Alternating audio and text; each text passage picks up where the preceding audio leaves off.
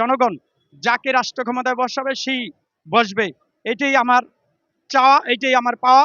Peer পদ্ধতি যে নির্বাচন, এটা মানুষকে আমার মনে হয় বোকা বানানোর আরেকটা ষড়যন্ত্র। কুখ্যাত খুনি শেখ হাসিনা যে এভাবে মানুষকে জিম্মি করছিল, এবং একসময় স্বৈরার শাসক এরশাদ স্বৈরার শাসক যেভাবে দেশকে একদলীয় শাসনে নিতে চেয়েছিল, ঠিক আমার কাছে লাগে এই আনুপাতিক নামে এটা আর এক স্বৈরার শাসকের পদ্ধতি চালু করতে চায় একটি মহল, যে মহলটি এই আমাদের জুলাই আগস্ট আন্দোলনের শহীদদের রক্তের সাথে বেইমানি করতে চায় এবং মানুষকে বোকা বানানোর একটি ষড়যন্ত্র চলছে।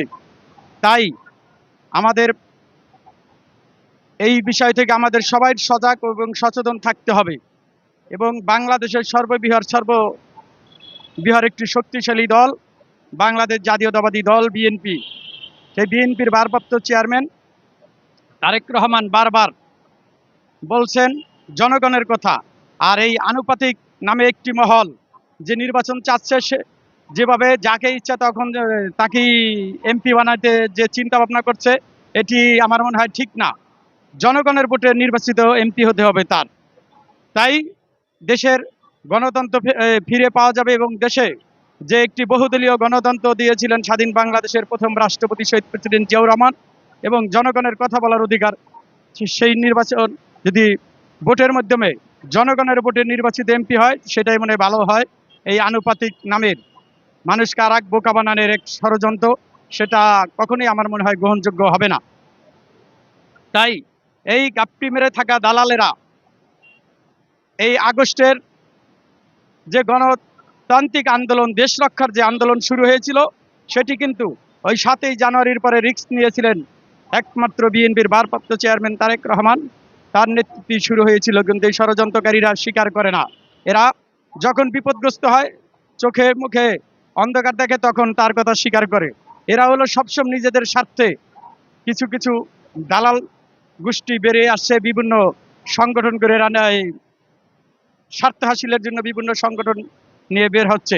তাই আমরা বলতে চাই, স্বাধীন বাংলাদেশের প্রথম রাষ্ট্রপতি শহীদ প্রেসিডেন্ট জিয়াউর রহমানের সুযোগ্য সন্তান বর্তমান বাংলাদেশ জাতীয়তাবাদী দলের ভারপ্রাপ্ত চেয়ারম্যান তারেক রহমান, তার কথা কাজে আমরা একটি দেখছি কত গুরুত্বতা।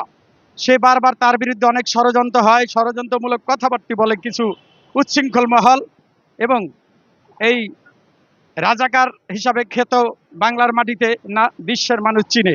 সেই সকল কুলাঙ্গারা যখন উল্টাপাল্টা কথা বলেছিল, বিএনপি নয়, শুধু সাধারণ জনগণও সেটি মেনে নিতে রাজি ছিল না। সেই জন্য যখন ক্ষোভে ফেটে পড়ছে, তখন বিএনপির ভারপ্রাপ্ত চেয়ারম্যান দেখেন তার ভিতরে কতটুকু আল্লাহ তাআলা রাব্বুল আলামিন গুণ দিয়েছে। তিনি সাথে সাথে বলেছেন, আপনারা ধৈর্য ধরেন, আমরা বৃহত্তর দল, বড় দল, সর্ববৃহৎ একটি শক্তিশালী দল, কাজেই আমরা যেহেতু বড়, আমাদের সহ্য করতে হবে। সে সংসারের বড় ছেলেকে দিয়ে বুঝাইছেন যে সংসারের যে বড় ছেলে তার দায়িত্ব থাকে বেশি, এবং সে অনেক পরিশ্রমের পরও তার অনেক কথা শুনতে হয় যে সে কিছু করে না, আর ছোটরা বাড়তি কথা বলবে, এটি স্বাভাবিক। সেই জন্য আমি বিএনপির ভারপ্রাপ্ত চেয়ারম্যান তারেক রহমানকে আমি দোয়া করি, আল্লাহ তাআলা রাব্বুল আলামিন তার মতন একটি দায়িত্বশীল লোক এদেশে এই মুহূর্তে জরুরি প্রয়োজন। তার কারণ বর্তমান অন্তর্বর্তীকালীন সরকার অনেক সমস্যাই সমাধান করতে পারছেন না। কাজেই এই যে প্রেস ক্লাবের আশেপাশে দেখতে পাচ্ছেন আপনারা যে বিভিন্ন সমস্যা নিয়ে ডেইলি একজন কেউ না কেউ উপস্থিত হচ্ছেন। তাই একটি নির্বাচিত জনগণের গণভোটে নির্বাচিত একজন, যেমন 2001 সালের অক্টোবরের 1 তারিখ, 1991 সালের 27 ফেব্রুয়ারি নির্দলীয় নিরপেক্ষ সরকারের অধীনে এবং সংসদীয় গণতন্ত্রের পদ্ধতিতে নির্বাচন হয়েছিল। সেই নির্বাচনে জনগণ যাকে ভোট দিয়েছে সেই এমপি হয়েছে এবং সংসদ নেতা হয়েছেন। তাই এরকমের একটি নির্বাচন আমরা চাই। এই যে আনুপাতিক এই সমস্ত থেকে বেরিয়ে এসে আমরা সত্যিকারী যারা দেশকে ভালোবাসি, আর বলবো যে জনগণের ভোটে সংসদ নির্বাচন হবে, ওপেন জনগণের ভোটে, যে জনগণ যাকে রাষ্ট্র ক্ষমতায় বসাবে সেই বসবে। এটাই আমার চাওয়া, এটাই আমার পাওয়া। আপনাদের সকলকে ধন্যবাদ। আসসালামু আলাইকুম।